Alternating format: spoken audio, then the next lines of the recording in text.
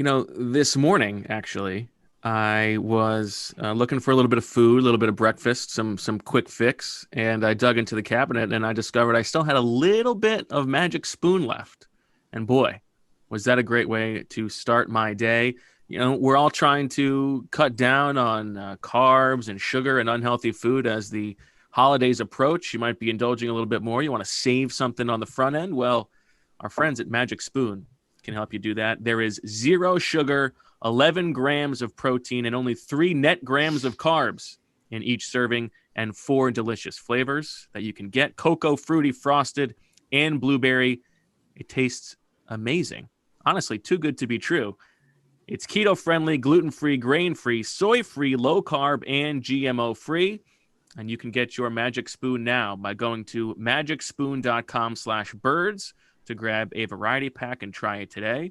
And be sure to use our promo code BIRDS at checkout to get free shipping. Magic Spoon is so confident in their product, it's backed with a 100% happiness guarantee. So if you don't like it for any reason, they'll refund your money, no questions asked. That's magicspoon.com/birds and use the code BIRDS for free shipping. We thank Magic Spoon for sponsoring this podcast.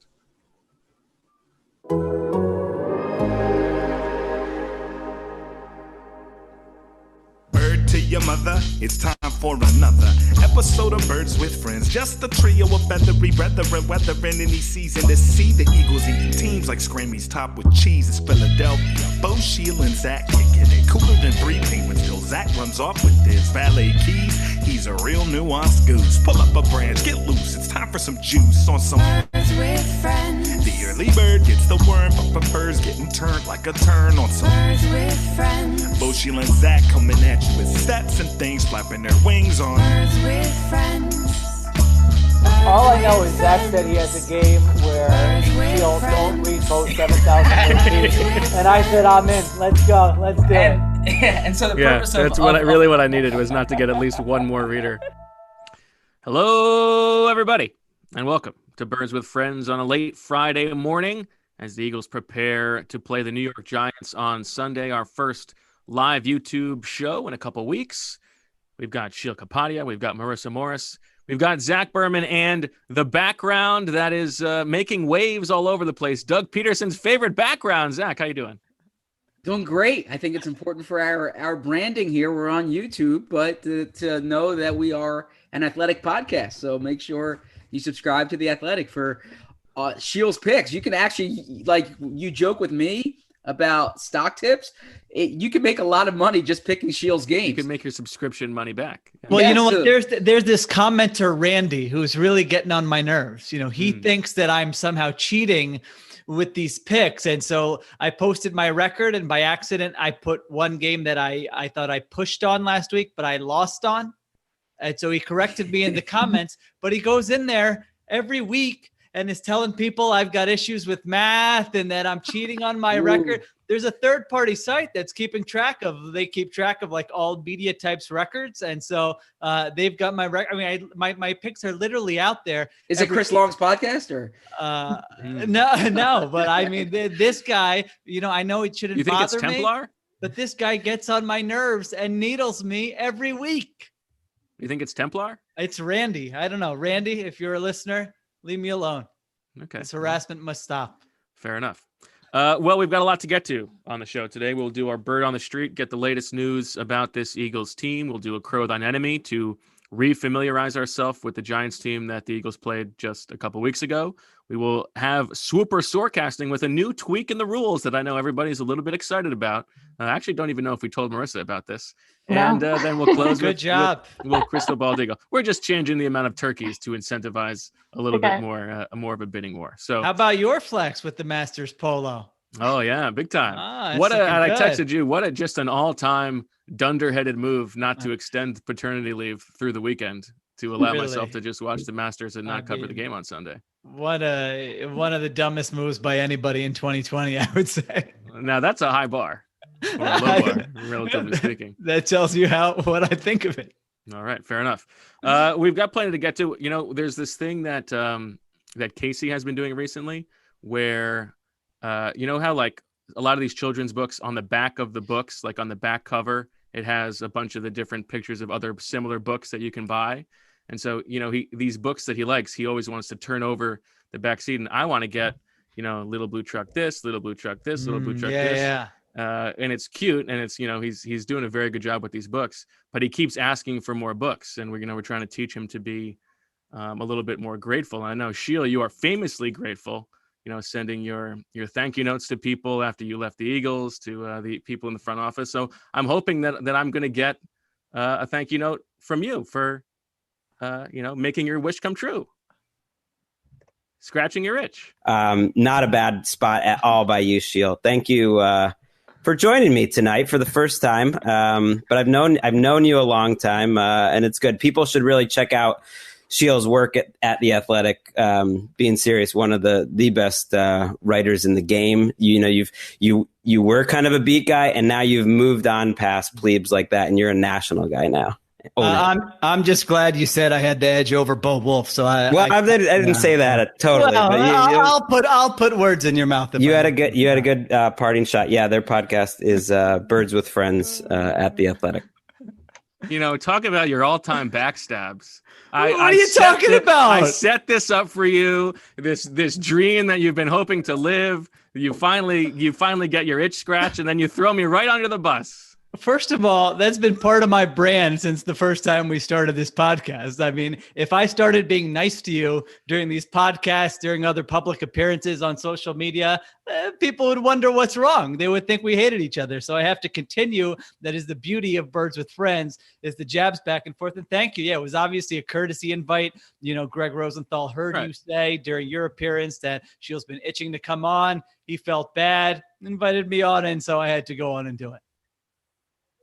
Now, Zach, are you going to be hosting the Around the NFL show next week? How do you want to? I certainly doubt it. I was talking to someone earlier, and I introduced myself, and they said, "Oh, you work with the guy who Peter King writes about and Chris Long talks about, right?" And I was like, "Yeah, I work with those two guys." So no, I'm the beat writer of the year, dude. Put some respect on my name. No, you're only as good as your next story. So I've been grinding away at my stories, right?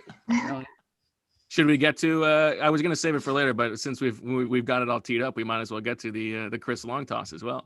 I haven't heard this one. Here's the deal, man. Sheil Kapadia, who's good pronunciation, a writer for The Athletic, and focuses on the Eagles and does great work. He had a really good article that was very timely. We've been talking about doing this Carson thing for a day or two, and this thing popped up yesterday. So I was like, great, let me see what he's talking about. I mean, he points out 35 games since the ACL, 17-17-1, and hasn't been the same guy. His completion rate over expectations way down. If you're into the analytics, which Sheil is, he notes two big analytical differences. He's worse under pressure, and he's actually throwing into less tight windows. That makes sense. First one makes a lot of sense to me. Okay, you can see it. He's 25% positive play when pressured, which is last in the league, basically. In 2017, he was top 5 in making chicken salad out of chicken shit, right? We had a lot of talent around us, etc. So the pressure's getting to him. It's getting to him on the field, and it's getting to him figuratively. It's hard being Carson Wentz right now. Shout out to Ethan from Lawrence, Kansas, who hooked Marissa up with the time code for that bad boy at the last second. Really, one of the best pronunciations by anybody of my name I've heard. Like somebody who didn't check with me beforehand. Yeah.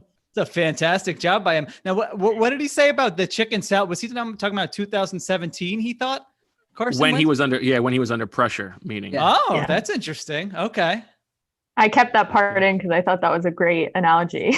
Yeah, I mean, so he sort of is. I mean, I would like to listen to that whole segment, but it seems like he's sort of indicating that this narrative that the scheme and like the coaching and this, everything was great around Wentz in 2017.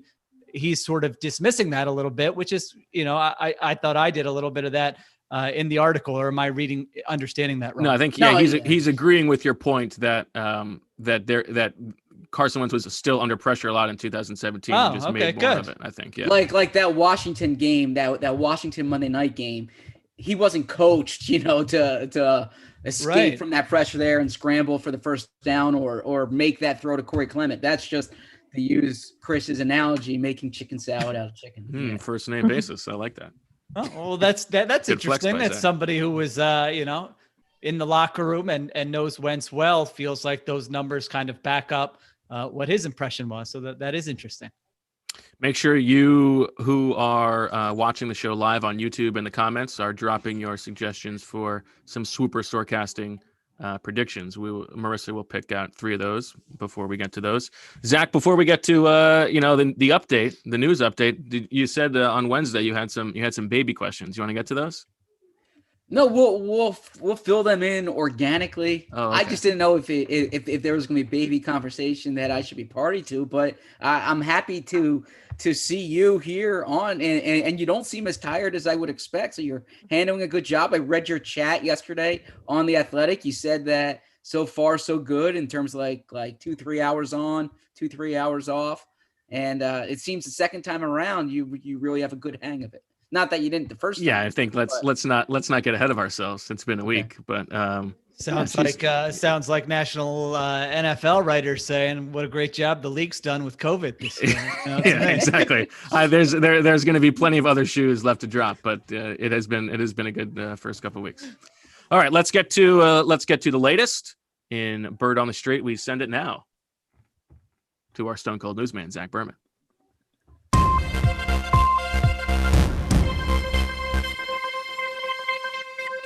Alshon Jeffery has been a full participant in practice the past 2 days, and it appears as if he's in line to make his season debut. What exactly will his role be?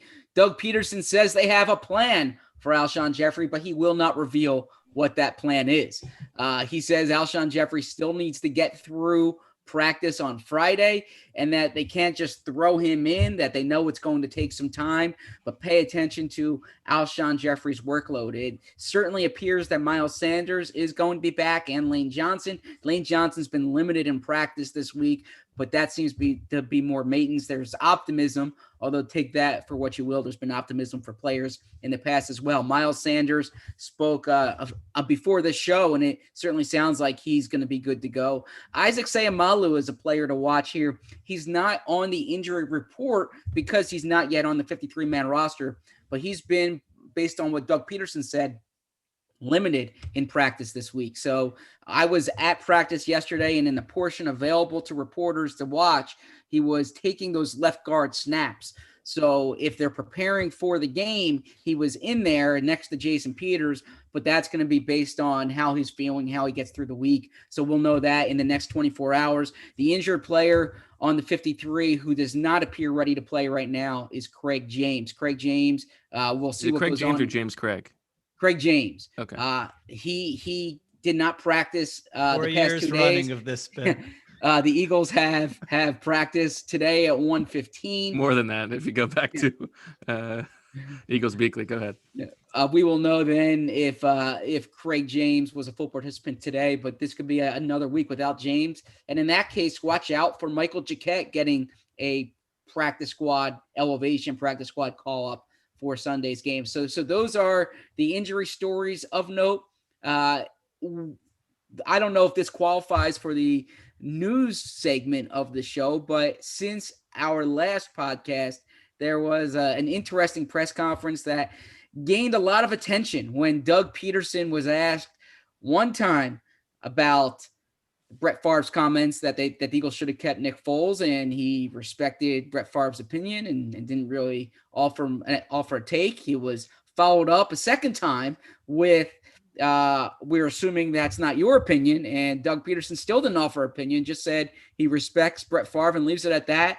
And then a third time when twice, 3 times a Dougie. It was presented to Doug Pederson that this is going to get blown out of proportion unless you want to clarify it. And that's when Doug said, don't put words in my mouth. Carson's our guy, so on and so forth. That's more of a talk radio conversation, but it certainly is something that came up this week. And so that's the news. The injury report is not as exhaustive as it's been in past podcasts. Real quick. The commenters are doing, I don't know if this happened organically or if Marissa told them to, but they're doing sorecasting : when they have a sorecasting comment, which is very helpful because then I can look at the other comments that we want to read out and I won't look at those. So keep that coming. Okay. Thanks. Fair point. On the Doug, let's go to the last thing you talked about, the Favre thing. To me, that was like sort of reporters trying to help Doug crawl out of his own hole after the first question. Like, I'm going to give you an opportunity to say what you really want to say here, Doug, and he just didn't do it. Well, the third one was definitely that. Like the third one was like Doug, I'm just gonna give you one. Like the second one was more incredulous. Like we're assuming that's not what you think, right? Right. You know, then the third one was like, whoa, Doug, this is gonna get blown out of proportion unless you say right now that Carson's your guy. And he actually thanked the person who asked the question at the end there. The first person who asked the question was Shields' old partner Tim McManus, and knowing Tim, he probably would have been happy if like just that one. Right. There was no follow up, just that first one. Yeah, exactly. And I say that with all with all due respect. Obviously. I mean, do you read anything into this? No, my interpretation is that like Doug didn't want to rip on Brett Favre, and that he was thinking about Favre. He was thinking about his former teammate more so Protecting than his Favre instead of protecting. Like that's like Bo. Bo doesn't want to rip on Brett Favre either. Yeah, please. Brett Favre, famously backing winners, famously picking the right candidate in 2020. No, like I really think I don't know this. I haven't talked to Doug about it, but I really think Doug like didn't want the headline to be Doug Pederson goes after his former quarterback. You know, or, sorry, yeah. I mean, I first you know of what all, else I think is funny? Imagine how poorly Nick Foles and Brett Favre would get along. Yeah, I know that's right. I was going to say, I think that's right, but I know that's right. I mean, I think for two very different human beings with very different sort of life experiences and perspectives. I don't think Nick Foles is sending, tubing. All right. Okay. So I didn't watch this entire press conference, but obviously have been keeping up with it. And, on one hand, it's like Doug Pederson is in year 5 of press conferences in Philadelphia. And this is not really a tricky question. I mean, there is a very easy way to say, Brett has his opinion. I don't feel that way. We have a lot of trust and confidence in Carson Wentz. That's why we chose him. That's why we paid him. And we think he's going to have a great second half of the season for us. That maybe you don't get that the first time. The second time you should probably get that. So, I mean, I don't know. Obviously at the end, it seems like he did finally clarify and explain that that's what he meant, but I don't know. They're just very clumsy with these things over and over and over again. And my understanding from a source is that since I didn't watch the Carson Wentz press conference, I'll say from a source is that he didn't seem ready to answer the follow-up question about what Brett said and then what Doug said. Is that accurate? Was he ready for it, or did he know what the question was? No, I think after the first question, he thought that was that, and then, he's like, I respect the opinion. And then the second one, he was just kind of dismissive to the second one. And the third one, it might have registered with him, like, what this topic can do in Philadelphia. Yeah. Like, can we just erase Brett Favre from like the zeitgeist? Can he not just be a part of our football conversations anymore? I actually had a different interpretation. Like, can we put to end the Nick Foles versus Carson Wentz debate in the sense that the organization made their decision? Like they, in the same offseason, they let Nick Foles go and they gave Carson Wentz a $127 million contract. Like that indicated what the organization wanted to do.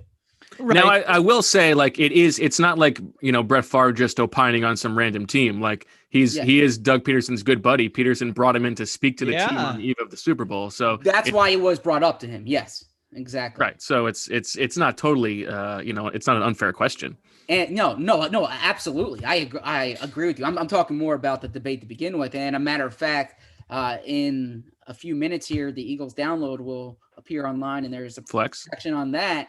And that double duty out of you, also dropping a banger on the Michael Vick game. Yeah. Oh yeah. Thank you. Yeah. So, and in there, I point out that, like typically if someone on television brings up this debate, it's not getting much attention beyond those airwaves, but because of Brett Favre's relationship with Doug Pederson, the speculation was that perhaps he was informed by conversation with Doug Pederson. Well, I mean, Nick Foles, the only quarterback whose numbers are on par with Carson Wentz this year, Nick Foles is among the 3 or 4 or 5. So, I mean, I don't necessarily, yes, the organization made their decision. I do think if anybody wants to have that discussion intelligently, I don't think it's just Nick Foles versus Carson Wentz. I think it's Nick Foles versus Carson Wentz and at least one first-round pick. Yeah. I mean, that really was the decision that if they were really like serious about it. And, I'll be honest, when they played that game against the Saints in the playoffs, if they win that game, then it suddenly becomes sort of a conversation. Well, and they very well, it's an Alshon Jeffery drop from likely winning that game. Yeah. So like 1 or 2 wins away. I disagree with that. I know that's a little bit overstated. Yeah. Yes. Okay. So 1 or 2 wins away from maybe, if he gets you back to the Super Bowl for the second consecutive year, then it becomes like a really, really tough conversation. But so if anyone's going to have that conversation, I agree with you. I'm kind of bored with it now, even though we just spent like 45 minutes on it, I guess. But if you're going to have that conversation, it has to be Wentz, Foles, and whatever compensation you would have gotten for Wentz, which would have been great, yes, really good compensation versus Wentz and nothing for Foles. Yep. They, as they told us, they just wanted to do Foles this big favor. Yeah, he'd done so much for the organization. They owed it to him.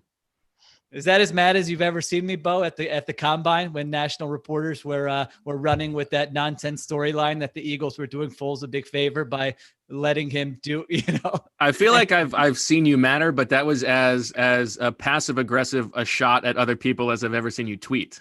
Oh, all right. I'll take that. I'll work on that. I'll try. I feel like it's definitely in me to beat that this week. Yeah, I think you can be even snippier. Okay. Now someone mentioned Marissa's wearing a mock turtleneck. Is that a mock turtleneck or a regular? Oh no, it is a mock.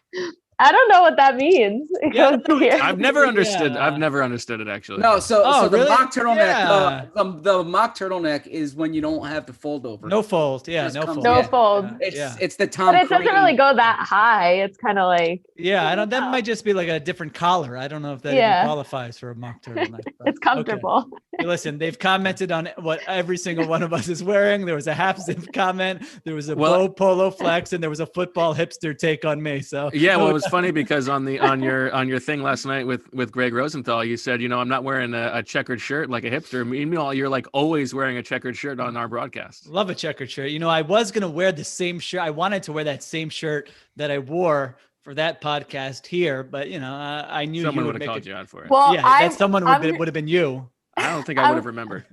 I checked. Flex? I checked my past few live streams to make sure I didn't wear the same thing. Yeah. Nice. People I are was like, noticing. okay, what did I wear the past 3 weeks? Now, what's our mug check today, Marissa? It looked like a large one. Yeah, that one looks monstrous.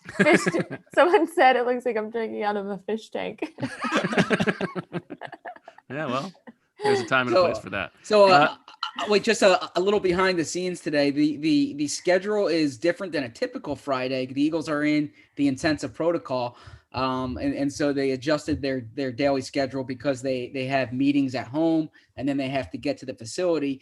So interviews are being done right now, and I have it on a screen to the side of me. It's on mute, but if you see me turning my head, it's because I'm looking at that screen and I see Will Parks giving like this real animated answer. I have it on in the ask him if he wants to come on the show. Yeah. No, but so it's funny to see because you don't hear what they're saying. You just hear you see Will Parks like talking very animatedly. So that's a little behind the scenes here. Speaking of behind the scenes, I am hoping that we're going to get another reveal from behind your athletic Zoom background, that it's there's somebody in the mirror again, or Marissa's right behind you, or something fun like that. No, it's nothing. That like would be fun if someone jumped out of there. Well, speaking of Alshon Jeffery, I think that's sort of the one interesting piece of injury stuff heading into this game that you talked about, Zach. What is your expectation for what we're going to see from Alshon Jeffery? Yes, my guess is Alshon's going to play, but he's not going to have the Alshon role from when he was last on the field. I still believe Fulgham and Jalen Reagor will be the top two receivers for the Eagles. I think Alshon can cut into some of Greg Ward's snaps. perhaps a few of Hightower snaps if they move Jalen Reagor over to that Hightower spot in the offense. I think with Hightower and with Fulgham, they have some flexibility, but I think you're looking at maybe like 15 snaps from Alshon. I don't know that to be certain, but that's what I would imagine.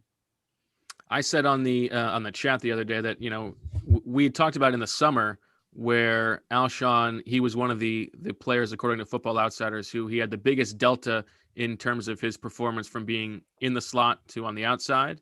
And with Zach Ertz out, I feel like there's a chance for maybe that's Alshon's role, is the plays that they would normally run in 12 personnel with Zach Ertz, Alshon can sort of run those types of routes. Wait, Alshon Jeffery they said he was good in the slot?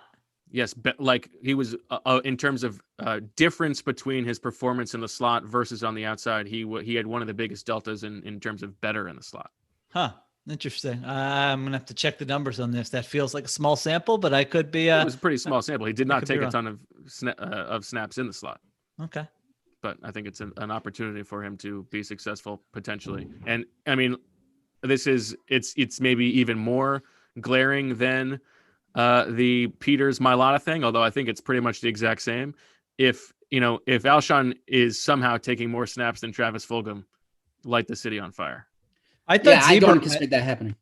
Yeah, I thought Zeeberm had the right analysis of this earlier in the week, which was that Alshon would be stealing from Greg Ward's snaps. Right. And I think Jalen Reagor certainly is somebody whose skill set should fit in the slot. And I'm trying to look up Jeffrey's slot numbers now, but I feel like Travis Fulgham, even as a big slot, could be a little bit intriguing.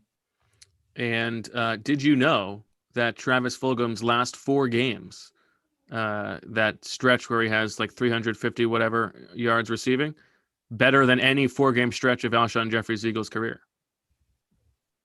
I would imagine so. Yeah, I mean, it's an elite stretch. Yeah. But I don't think like there's a lot of anti-Alshon sentiment based on the contract and probably the way the past 2 years have gone. But like Alshon's a competent NFL wide receiver. You know, you can do worse than having Alshon Jeffery on the field. We will find out if he is. I would say and then we'll see how the injury affects him. But I'm saying, it's not as if like they're rolling a guy out for old timers day. Like Alshon Jeffery, like the rest of the roster. Yeah. So I'm just pointing that out. And the last full game he played was full game, not full gum. Full gum. The last full game he played down in Miami against bad cornerbacks, but was the second best game he had in an Eagles uniform. Yeah, it was his only good game of the year. All right, yes. So that slot stuff about Jeffrey is a bad job by a very good statistical website. I mean, he had seven catches in the slot last year. I mean, what are we talking about here? 34 snaps. Okay, well, he was on their leaderboard. That's all. I mean, I can't fact check everything on every leaderboard. I didn't say you. I didn't say you, but you are wearing a Masters polo, so you should be good at checking leaderboards. Lane Johnson's now on the screen next to me here. Oh, anything could happen. You can see Zach. Do you need to take a minute? Who is it? Lane Johnson. I mean, you can go if you want to. I mean, that's okay. He could tell Brett Favre to go to hell or something. Yeah. What is do you guys know if Alshon's contract for next season is guaranteed if he gets hurt? I haven't looked into it, but I thought they were free after this year. I thought so too, but somebody brought this up in the chat because if that's the case, then he should not be playing. But I have to look that up too. I don't think that is the case. All right, why don't we get to a little Crow Thine Enemy? If you'd like to give us a little spin around the New York Giants, Dr. Kapadia. I know this is a team that has played a little bit better over the past couple of weeks than they were playing heading into that last Eagles game. Oh, I thought we were just going to play the clip since they just played them 2 weeks ago. No, we want to do it again. Okay. I think, Marissa would have done that, but you can't just spring that on her. Well, you didn't tell me to pull it. I was just going to say, Marissa, play the clip and see how nervous she got there. But I decided that would have been mean because she takes her job much more seriously than we do. All right. The Giants. Yeah, I would say they've been competitive in all but one game this year. There was a game against the 49ers where they got crushed, but every other game they've been competitive. You know, the record is not good. They're 2-7 with a -51 point differential. the advanced stats. They're 25th in overall efficiency. But yeah, since the last 2 times, in the last 2 weeks since we last saw them, they were very competitive against the Buccaneers. They really had an opportunity to win that game on Monday night. Daniel Jones, I thought, played terribly in that game. I mean, the announcers did a good job of pointing out just how many opportunities downfield he was missing during that game. And so they had a chance. They blew it there. I think they needed a 2-point try at the end, I believe. Didn't get that to force overtime. And then last week they beat Washington, where, Washington is not good, but Washington's defense has played really well. I think they're first in DVOA against the pass, if I'm not mistaken. So their defense has played well. That's correct. This season. And they're not, I mean, let's be honest. The last time the Eagles played them, they should have won the game. Yeah. It took like a miracle at the end there for the Eagles to come back and put together 2 drives in the fourth quarter. So some personnel stuff, Daniel Jones is really the same guy we've seen.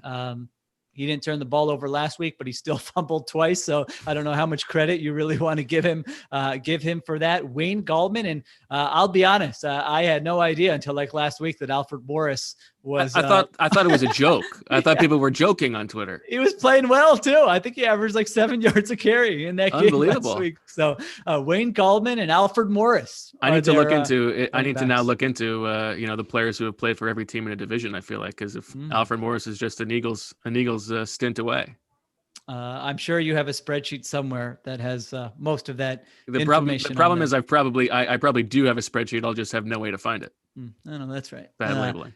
Darius Slayton got shut down by Darius Slay in the first matchup. Evan Ingram has just been this sort of maddeningly frustrating player for Giants fans this year. He flashes, he can get open. You see the athleticism.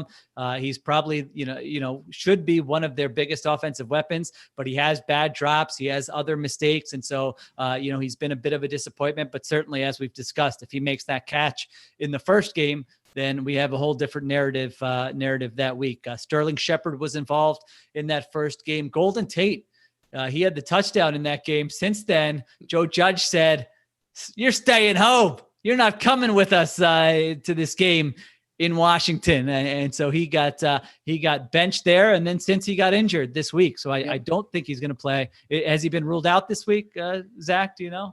No, he left practice yesterday, I believe. Okay. We don't know the severity of it. Yeah. So we'll see. I think the reports were that it seems like the type of injury where he would miss this game, but we will find out if he does or not. Brings in a fellow named Austin Mack. Austin Mack, their leading pass catcher. That's a good name to have. I feel like, I'm kind of in on you right away, Austin Mack. I feel like you should be pretty good without knowing anything else about you. I feel like Austin Mack is a pass rusher, though. No, okay. I feel like that's the position that I would. I mean, I guess that's more. Maybe that's a Khalil Mack thing, but I feel like Austin Mack is a good. I want him on the edge. But no, he was a big prospect at Ohio State who came on early. And but later in his career really didn't do much and was undrafted. I believe they signed him and has some measurables that you like, and had a good game last week. Bless you for knowing Austin Mack's backstory, Zach. Unbelievable. Do you think he comes out to Craig Mack? No, I've Return of the Mack. Okay. Oh, so my wedding song he's stealing. I like him even more. Nice. All right. Let's see. Their offensive line's been a little bit better over the past couple of weeks too, I believe. They have something that you would love with their offensive line. Have you seen what they're doing? I would hope not. You've been on paternity leave. Yeah. No. They are employing. I know they've got Shane Lemieux at left guard instead of Will Hernandez. Well, they are employing a offensive tackle rotation. Really? Yeah. They've got. Bo loves these. He loves the rotations. Yes. I love an O-line rotation. Not only that, but there's some buzz. There's some buzz that they could also employ an offensive guard rotation this week. I mean, they could just be cycling guys in and out every snap. You don't know who's out there. So if there's anything you're going to be excited about with the Joe Judge era, it's that they're just cycling in and out these offensive tackles and offensive guards. Yeah, that's very exciting. Who are the tackles rotating? Matt Pert is coming in for Fleming. For Fleming. And Andrew Thomas, but Thomas has played Okay. better, even though, you labeled him a bust who would never start another game last time we did the Eagles Giants. Well, I labeled him the worst of the first round tackles, and I think that's proven out. over eight games. Yes. Yeah. Well, yeah, Becton and Wirfs have been, and Wills have all been very good. Okay. This guy's been a jabron.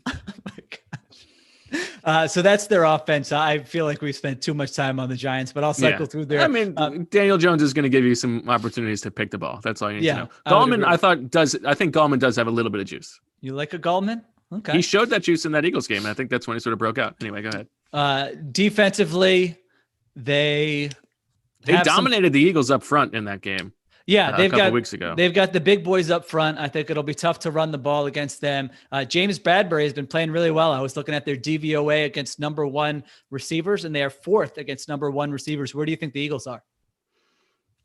8th. 2. 7th. Okay. Still very good, but not quite as good as the Giants there. So there you go. I don't really feel like talking more about their defense. Not much about the defense. They do a lot of like disguise stuff, and they've been playing. They've been moving guys all over the place in the back. They don't blitz very much. Not a ton of talented edge rushers. Yeah, I think their coach, Pressure up the middle. Their defensive coordinator Patrick Graham has gotten some buzz. Schemed up a game-winning interception last week, confused Alex Smith. Leonard Williams, I labeled that as like the worst move of the offseason, franchise tagging him, but he's played really well, so I will give him credit there. Blake Martinez, I don't think is a great player, but actually has played well for them. I think he leads the league in tackles. In Green Bay, they always thought that he just like piled up these tackles, but was a terrible player. So I don't know if that's still happening, but it seems like he's playing a little bit better for them. And of course, in that game, that first matchup, it was, Mailata, Opeta, Kelsey, Herbig, and I guess it was Lane Johnson to start, and then someone else came in. But and Mailata had said afterwards that his body was pretty tired in that game, and that was his worst game. This week, you're getting most of the guys back, most likely Peters, Sayamalu, Kelsey, Herbig, Lane Johnson, which is they actually had that starting lineup in week 2, so it will. Wait, so is that the starting line? What is the Eagles' offensive line? Yeah, so actually, I will chime in here because Lane Johnson, when he was on the screen there, I'm seeing reports from our colleagues in the media, said that he's going to play, that he got his ankle drained again during the bye week. But he's. And by the way, if Lane Johnson is able to play this week and play well and not get hurt and is like fine for the rest of the season, it tells you that that's what they should have done the whole time. Give him a couple weeks off. Like, why did it take so long? Anyway, go ahead. Yeah, so that he was able to practice more this week, and so he'll be in the lineup. But the ankle is something that he's probably going to have to deal with going forward here this season. And then also he's taking Trey Thomas's advice for, and he will wear a knee brace now. He did have that knee injury, so you will see him in a knee brace in the game. And what about Sayamalu? So Sayamalu, we don't know yet. Doug did say he's limited. We will know in the next 24 hours, obviously, if they activate him. If they don't activate him, my guess is we'll see Herbig and Pryor at guard. Is that what you think, Bo? And then if they do activate him, we'll see Isaac at left guard and Herbig at right guard.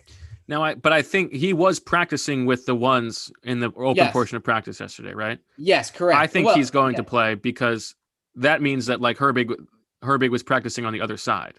Yeah, so I believe Isaac's going to play. Now I only said that we don't know because Doug said he was limited in practice this week, and we'll know definitively they have until Saturday afternoon to activate him off of IR. And if they do that, obviously he's starting at left guard. But I'm still thinking that it's going to be Isaac at left guard, Herbig at right guard, and you'll have Jordan Mailata as your swing tackle, and you'll have Matt Pryor as your interior guard.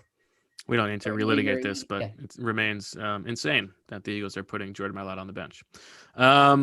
Before we get to Swooper Storecasting, Sheila, I know on the Around the NFL podcast last night, there was a bit of a nice conversation about your beautiful bald dome.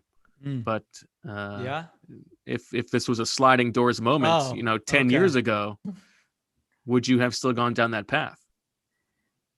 What do you mean? Are you setting me up for an ad read, or is there something else? Yes. Oh, okay. Well, I wasn't sure.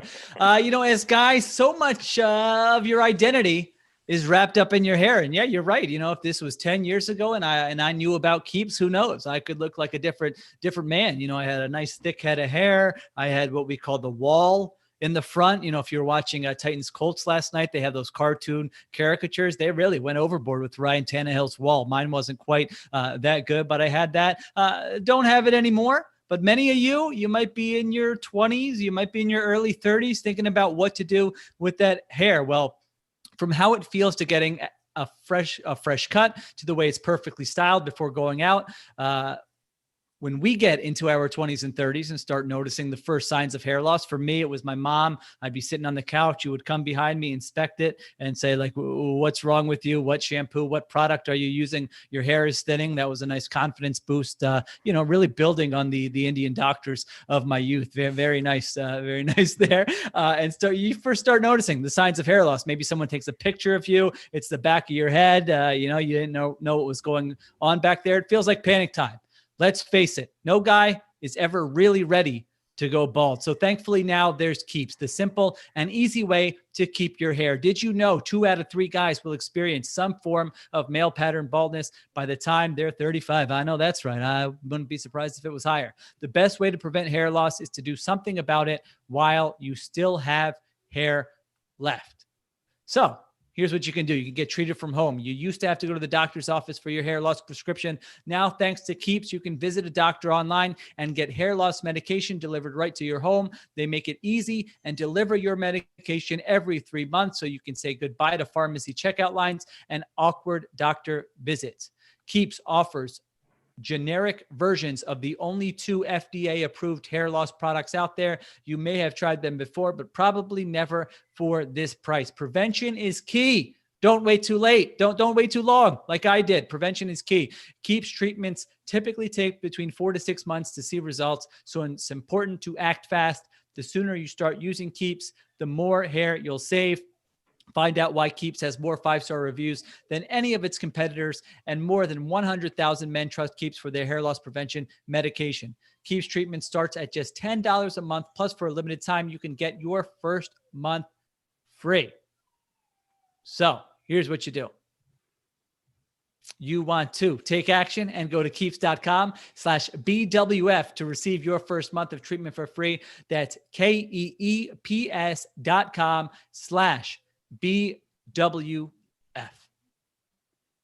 Nicely done. Thank you. And I will tell you, if I know Sheil doesn't like to be asked, what are your plans this weekend? A lot of people might be getting that question. What are your plans this weekend? Well, Sunday, my plan is to be at MetLife Stadium, but I know the place for a lot of people is on their couch, because this Sunday will truly be a Sunday like no other. With this weekend's major golf tournament, along with both professional and collegiate football, there will be no shortage of action. DraftKings Sportsbook, America's top-rated sportsbook, wants to put you in the center of the action with so many different ways to make it rain. That's REIGN. If you haven't tried the app yet, head to the App Store now. We lost Sheil. No, he's here. He just got up. I know. If you haven't tried the app yet, head to the App Store now, because you don't want to miss this. To celebrate Sunday's action, DraftKings is ensuring all new users are covered up to $100. That's right. You bet they cover with risk-free Sunday betting on all Sunday's action. This weekend, there's plenty of action to get in on, so head to the app now to start making it rain. The Masters, I'm not a huge golf fan, but the Masters is great to bet, keeps you interested. I know Tiger Woods had a good first round. I think he was -4. So if you want Tiger to repeat, check out those odds right now. On top of those great sign-up offers, DraftKings will have special promotions and odds boosts every day of this year's tournament in Augusta, Georgia.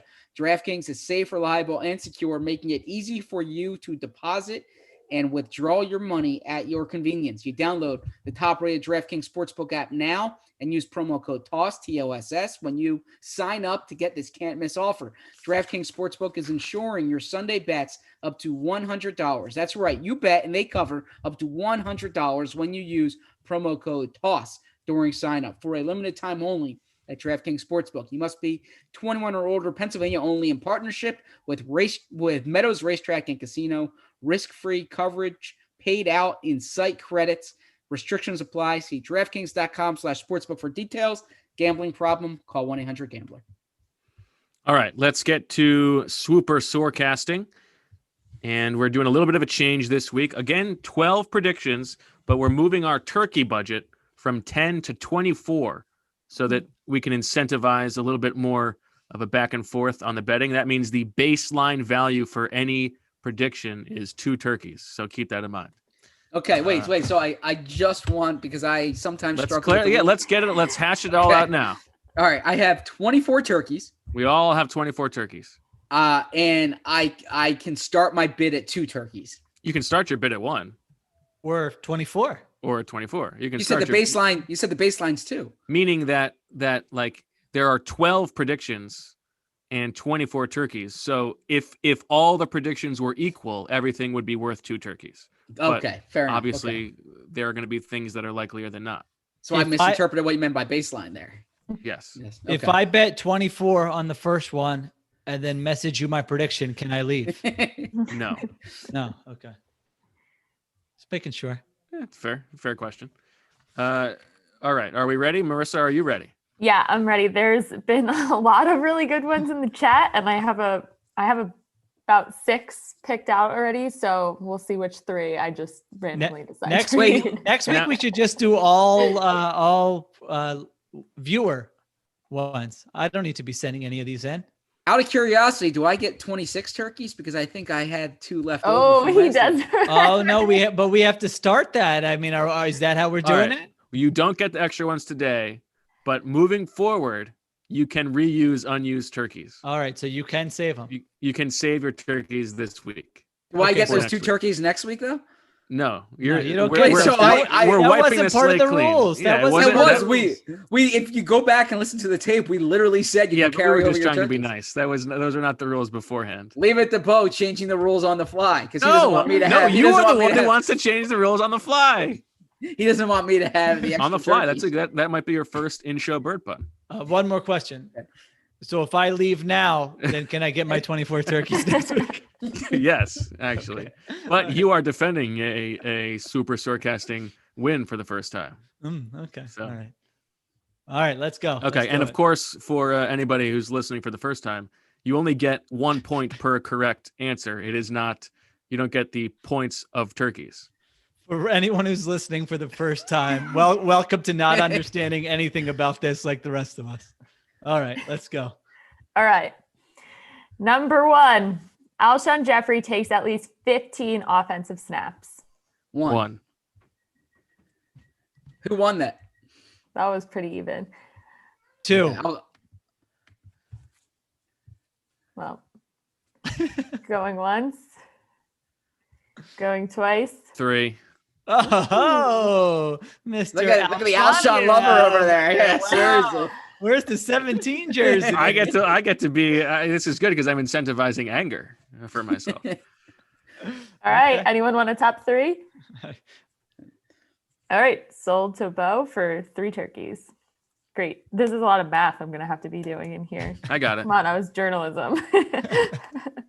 Okay. Next, Evan Ingram is the Giants' leading receiver in yards. 2. Did you say 3, Shield? I said 3, yeah. Okay. I'll go 4. Oh, Big double win. easy B. Okay. Anyone want a top 4? Can't do it. All right. Sold to Zach for Okay. 4. Okay. Miles Sanders has 75 yards from scrimmage, rushing and receiving. 3. 4. 5. Ooh. That's a pretty low bar. The Uh, Giants have a very good run 6. defense. 6. Whoa! Big spender. Doesn't 6. want to leave over those 6 turkeys. is Oh, good. yeah. I Spend like them 6. now. Anyone want over is 6? Good. I like 6. That's a pretty. I mean, that's a. Yeah, but the way this dumb game is set up, he's only getting 1 the point for that if he gets it. Yeah. So Sure. it's Yeah, but last week I was conservative with my money with my turkeys rather, and I thought I was carrying them over to the next week, and apparently, yeah. But I now didn't know you are both- carrying. You them over. didn't Yeah. think that in the middle of the thing. You only wanted that get out of jail free card at the end. and we Lots of- agreed to it, and we agreed to it. Yeah, and but we now were just here. being nice, you know. Lots of comments in here. Count the turkeys. Count the legal turkeys. Recount for the turkeys. A lot of people getting heated. Mm. All right, right. so I'm Zach not for going six. Zach gets it. All right. Yes. So Zach has 14 turkeys left. Yes. Okay. Sorry, how many have we done so far? 3? Yeah. Okay. You've got all your turkeys. I've got 21 turkeys. Okay. I got The- 21 turkeys. And they all They about all us. about us. Okay. Do you think Zach has any idea what that was? I didn't know what it was Zach, either, but Zach knows that song. I was responding to Pete about something. I Catch wasn't me in even the listening, I'm sorry. you can Yeah, catch I me in don't the know bus. I got 21 turkeys. All right, let's go. okay. The Eagles attempt multiple 2-point conversions. 2. Going once, going twice. Sold to Bo for Okay. 2. Toughest thing is going to be for them to score 2 touchdowns. Okay. Carson Wentz has multiple turnovers. 3. 4. What do you do? My gosh, big spender over here. 4 for multiple turnovers. My gosh. I mean, he's done it in like every game. I know that's true. Someone said this podcast should be called 3 People Laughing and 1 Responding to Emails. What did you went 4 on that? Yeah. Where? All right, I'll go 5. Whew. Okay. So much for your progression to the mean. That might be progression to the mean. Yeah, you're right. right, Zach, so- are you in on this or no? No, I'm saving my turkeys now. I already Okay. Okay. spent. Mm. I already spent 10 turkeys, so I'm trying to build. Yeah, I All don't right. want to run out. Yeah. So Sheila and I both have 19 turkeys left. Zach has 14. With Dallas 7 Goddard. predictions remaining. Dallas Goddard leads the Eagles in receiving yards. 1. 1. 2. How did you go 1 if I went 1, Bo? He can't. He has an issue with his Wi-Fi. Yeah. I thought I was saying 1 before you. I mean, I was like, I was It wasn't clearly ahead close, of that one. It was about 10 seconds in between when Zach said it. And when you I thought said this was it. me And to getting. me, it's I thought it was and to me getting me, screwed and to out me, again. it sounded like I was first. I went 2. I don't feel I'll great. go 3. It's crazy. Okay. All right. Bo gets. Anyone want a top 3? No. Okay. Okay. Bo's down to 16. All right. Carson Wentz does not turn over the ball. 1. 2. 3. All right. So if I win this, I would only be screwed if he had exactly 1 turnover. No, I'm not going to go 4 on that. Once. I'll go 4. going Oh wow, this guy. How many 4. more are there remaining here? There's This will be the halfway point after this. So if I go 5, I'm down to only 9 turkeys. Yeah, I'll sit this one out. no. Okay. Yeah, 9. Yeah, I have 14. Okay. Okay, so Bo gets it for 4. Okay. Is that what you had 4? Yep. Yeah. Okay, so you have 12 left. Okay. The Eagles score a touchdown of 40 yards or more. 3. 1. 4. How do you even have any turkeys left? I've got What's 12 going on turkeys here? left. He's got 12. 5. Anyone want a top 5? All right. Okay. Sold to Sheil. So Sheil, you're down to 14. 14 turkeys. Okay. Sheila and Zach both have 14 turkeys left, and I have 12 turkeys left. Okay. And there are 4 questions remaining, 4 predictions remaining. Yeah. Yeah. Okay. The Eagles are trailing in the fourth quarter. Let's say to start the fourth. Well, no. No, the I think at comment any said point, trailing. at any point in the fourth quarter. 3, Yeah, that's how 3, it's written. 4, 5. 6. Wow. You guys are pessimistic about this game. Going once. Sheil, you have 14 left. Yeah, I'm good. Okay. Sold to Bo for 6. So How Bo many has more 6 questions? left. 1, 2. 3 questions left. Yep, 3. Oh, Okay. okay. An Eagles linebacker or D lineman gets an interception. Ugh. 1. 2. I'm allowed to carry over turkeys. Bo's not going to Yeah. retroactively change the rules, right? You are. yeah, you are you allowed are. to carry Okay. over turkeys. Okay, so then, yeah, I'm not. Yeah, I have no interest in this one. Yeah. We'll give you that one. Okay. For how many did he get that For for? 2. It's a nice two. deal. Okay. Okay, 2 left. Darius Slay gets his first interception. 1. 3. 4. This guy. Yeah, Going what? I'm definitely saving my turkeys here. Okay, so Bo gets that for 4. Okay, I'm out of turkeys. Wow, Bo got a lot. Yeah, Good. I got You're- 7. I have 7 Yeah. predictions. Wait Yeah, till but Toasted till you next. bad Wait boys. till next yeah, wait till week. next week. Yeah, Gonna one have all of a zero. sudden- You guys are gonna save your We turkeys forever. save. See, we're each used to life with 2 kids. You know, you got to be Yes. financially responsible here. You can't just be out there buying turkeys all over the place. You're still new to this life. By the way, Yeah. a good point from DFOP Ryan. The baseline for turkeys is actually 6, not 2, because it's 24 times 3 divided by 12. Oh my gosh! This guy, unbelievable. You guys can figure it out yourselves. I can't. I'm not going to handhold you down on how to bet. did a I've whole got 7. I've got 7 Okay. predictions here. You guys each have 2. I'm First sorry, of- I'm dusting you. First of all, we don't understand the rules ever, and then you give us false and you build a whole 2-minute explanation scolding Zach, and then you gave us the wrong end. Think for yourselves. Don't be sheep. Unbelievable. All right. How Wait, about a still little got one problem left. solving? He's literally like a candidate complaining about the rules of changing it as we go.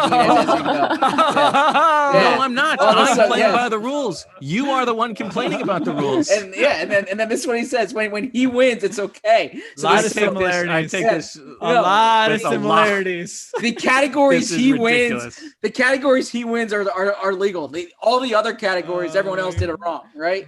Really? No. Flying We're all off playing the by the handle same with, rules. Flying off the You're being- handle with his tweets. Yeah. Yes. Shady past job history. Changing the rules. I take on so the much fly, offense to this. Inability to deal with losing. Lots of This wow. is, yeah, he's gonna his hilarious. Alaska is gonna be like the linebacker one. He's gonna win that with 2 turkeys and like remind us of that in 5 weeks. Yes. If I win the game, I will remind you. I'm I'm in sorry the you chat. guys are. I'm Z sorry burn you with guys the are fire. too dumb to know the rules. Is he gonna accept defeat though if he loses at the end of the year? That's We the know big that. question. We know the answer to that. It's no. Also, the Here's all you need to similarities know. just stack up. Look at those. All right. Look at those butt belts, baby. Okay. All right. What do we got? Are we done yet? We have one No, I more. think there's one left. We have Okay. one more. Okay. Last but not least, Alshon Jeffery has 2+ receptions. 1. 4. I'm gonna carry my turkeys then. I got 14 going next week, so now I'm gonna have 36 turkeys. I'm gonna be like, yeah, I'm gonna be like a soccer team with a big transfer. You're budget. still going to be holding on to them because you cannot get out of your conservative mindset. I don't apologize for These are not real dollars. These are fake turkeys. You can spend them. You don't have to save them. You You don't have to invest them in Apple. You measure twice and cut once. All right. So to recap, Sheil has the Eagles will score a 40+ yard touchdown. Alshon Jeffery will have 2+ receptions, and Carson Wentz will have 2+ turnovers. Zach has 10 turkeys for next week. and 10 turkeys for next week. Zach has Evan Engram will lead the Giants in receiving, and Miles Sanders will have 75 yards combined from scrimmage with 14 turkeys left over for next week. I have Alshon Jeffery will play 15 snaps. The Eagles will attempt at least 2 2-point conversions. Dallas Goedert leads the Eagles in receiving. Wentz has no turnovers. The Eagles are trailing at some point in the fourth quarter. A linebacker or defensive lineman has an interception for the Eagles, and Darius Slay records his first interception. Lots of comments here. Someone And said, I have 38 turkeys next week. Let's not. We have to include that. I just said you have 14 turkeys to carry over for Yes. next week. Okay. I just want to make sure that's clear. I just slacked it in our Slack channel, so we have it documented and saved, and we have a place. You're on tilt. our viewers would not let us. They would know how many each has. One comment is big zebra and flex on that European soccer knowledge. It was pretty good. Bo promoting consumerism and trickle down economics. Someone says Zach measures 3 times and doesn't cut at all. When do Zach's turkeys vest? Is what someone else wants to know. Okay. Those are all very good. I was listening to the Sam Hinkie podcast the other day with Pablo Torre, and having the longest view in the room is a good thing to have. So I don't think Hinkie was talking about turkeys. Someone said Zach's really going to have a huge Thanksgiving dinner. It's my favorite holiday. You're going to go over to Carson's house. This is your way to ingratiate yourself and getting good in Carson's good graces. You're going to bring all these turkeys over to his house. All right. We have to make predictions, I guess. We do. Do you have any? Are there any of these baby questions you teased on our text thread, Zach, or you don't have anything? I just didn't know if we were allowed to bring it up. I didn't know what the nature of, I respect privacy when it's, when you want to be private about something.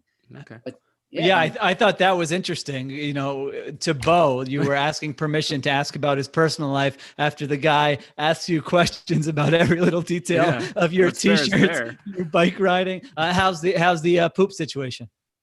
Better. We had some dicey first couple days where she was not pooping as much as she was supposed to, but we are back in the clear, up over her birth weight after a couple after our next check, so we're doing good. I will say, going from the boy to the girl, the equipment change downstairs, tough adjustment, wiping front to back. Easier, I feel now. No, I'm much more scared about it. Zach, how did you feel? You've had the same transition. Yeah, I thought that was a major adjustment. Yeah, that was a major adjustment there. I feel like I've heard from friends who've had both that the boy is more difficult. You got to do some there's a lot more lifting and moving. I think the worry with boys is that you're going to get peed on. Okay.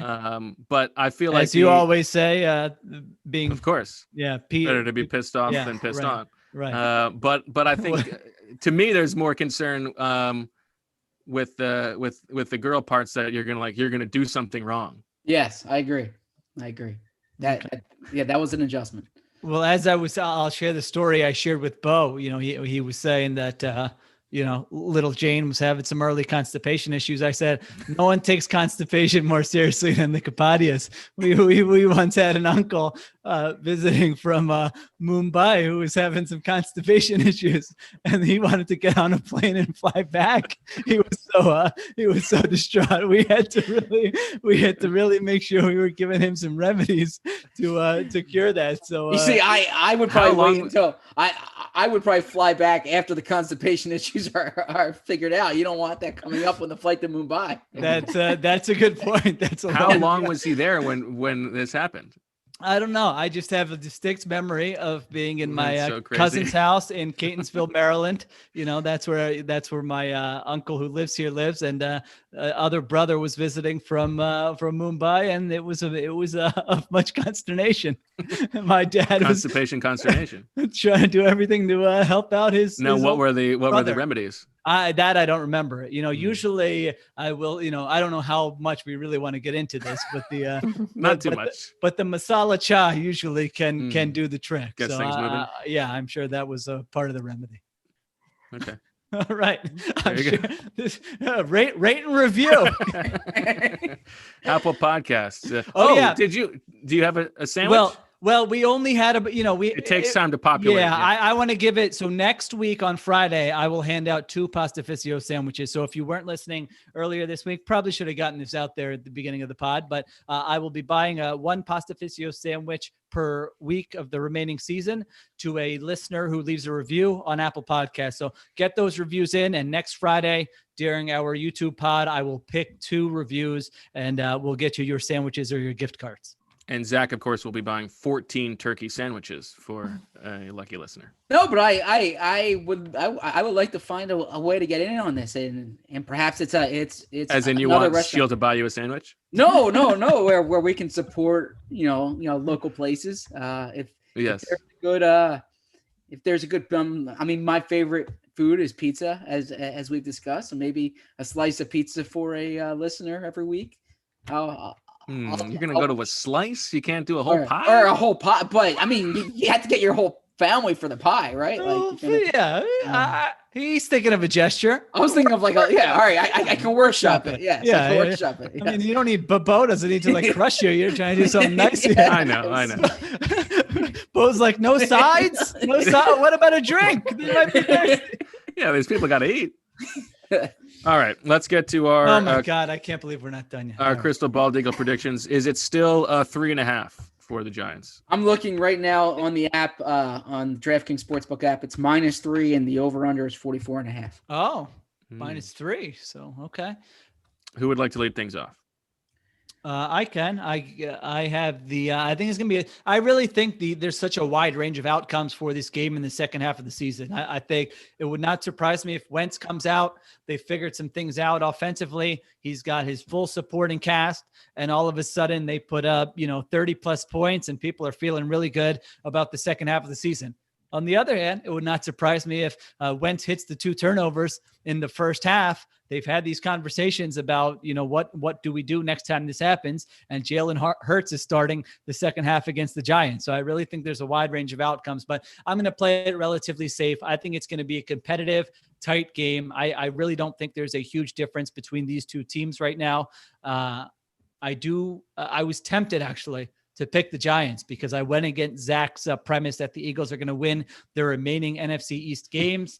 And I thought, you know what, this could be one that sort of gets away from them, but I didn't have the guts to do it. So I've got Eagles 23, and I can't remember if I said 20 or 21 on my WIP hit. At that time, I thought the line was 3.5. So I have the Giants covering. So I'll go I think it was 21.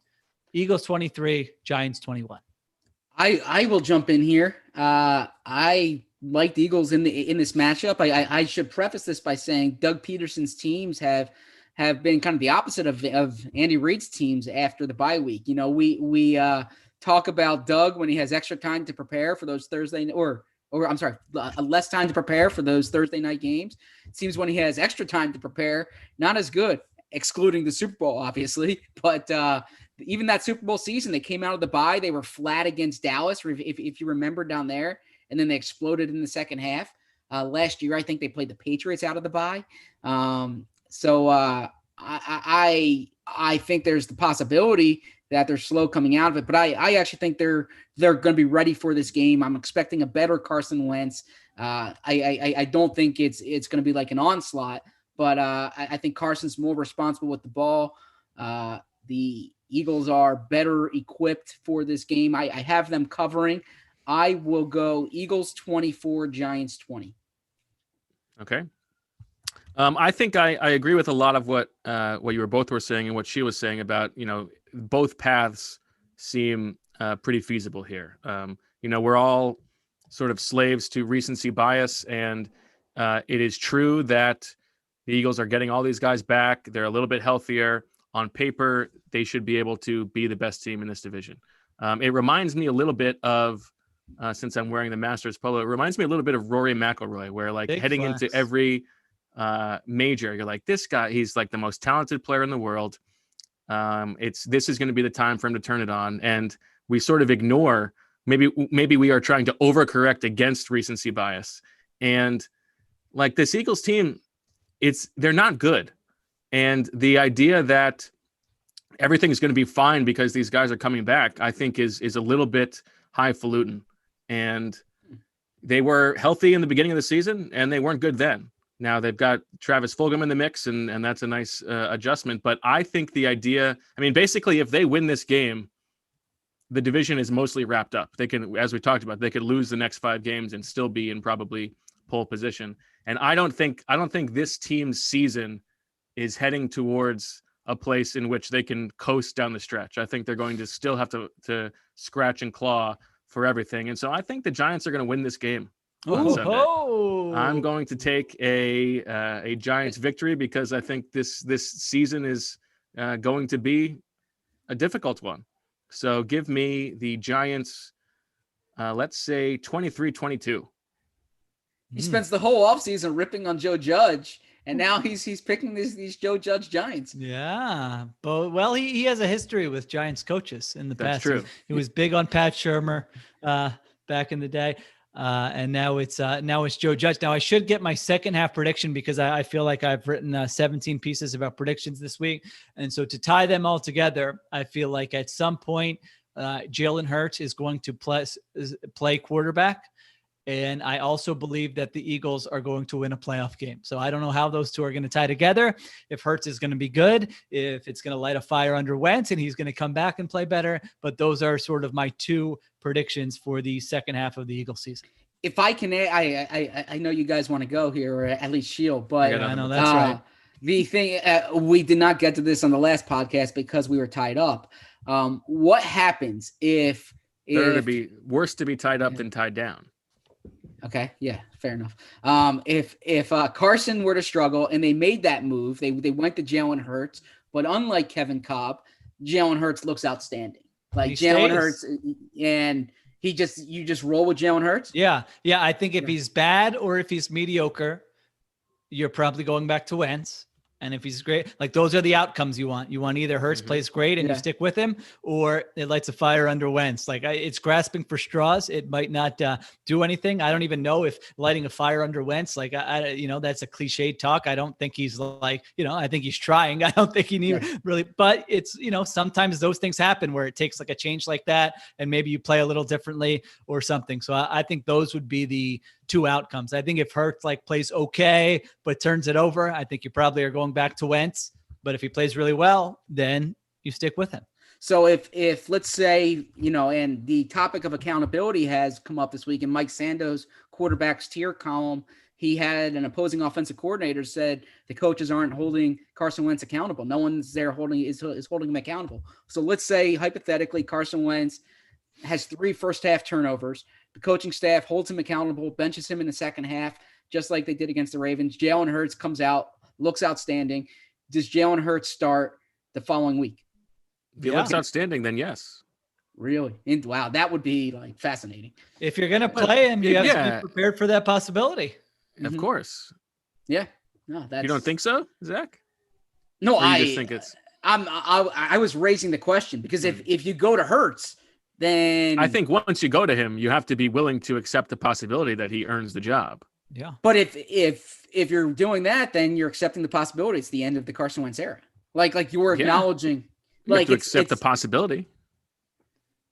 But that possibility comes with the outcome that we talked about when they drafted Jalen Hurts, right? It was that there are different outcomes for it. This is if you're watching this, if you're listening, you're not rooting for Carson Wentz. You're rooting for the Eagles. And so what's the best outcome for the Eagles? A great outcome would be Carson Wentz plays great and turns his season around. Another great outcome would be Jalen Hurts gets a shot and he plays great. I mean, that's a winning outcome for them. Now it might be a more far-fetched outcome. I don't know if that would be to happen or not, but that is still a win. I know it might be sort of hard to accept given the emotional investment fans have made in Carson Wentz, but if Hurts comes in there and is playing great, now all of a sudden you have an above average quarterback on a rookie contract. And that's a great place to be, even though Wentz's contract is obviously still a factor. And so I said this on the chat the other day, but the way that this season has played out, as badly as Carson Wentz has played,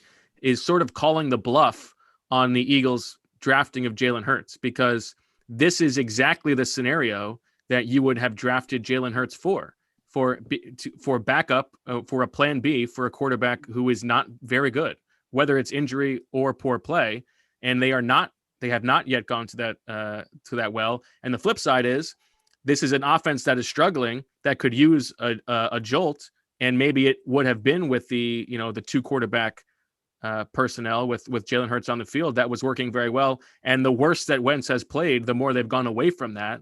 So I think it sort of lays bare that there really was no plan. Now, that said, it could still happen over the next couple of weeks. But if Carson Wentz continues to be this bad and Jalen Hurts does not get a shot, I think it sort of lays bare why that was such a bad pick, because in both cases, they are not going to what, theoretically the reason was for drafting it. So that's interesting. Yeah. So my last question for you guys then on this would be that, disregard the conversations in the coaches meeting room.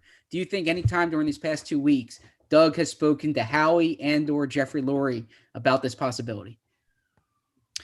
I would Yes. think the answer to that would be yes. That's not an informed, I've heard this, type of thing, but Right. I would think that would have to be a conversation they have had. Yes. Interesting. Purely speculation. I am sure, especially during the bye, that there have been check-ins where this has been brought up. Yeah. Something to monitor. Yeah. That was our best segment. We should have led with that. I should have led with that. Probably should. As always, the turkeys too. Yeah, as always, disregard the first 80% of the show, and then tune in for the end. Yeah, I think that's fair.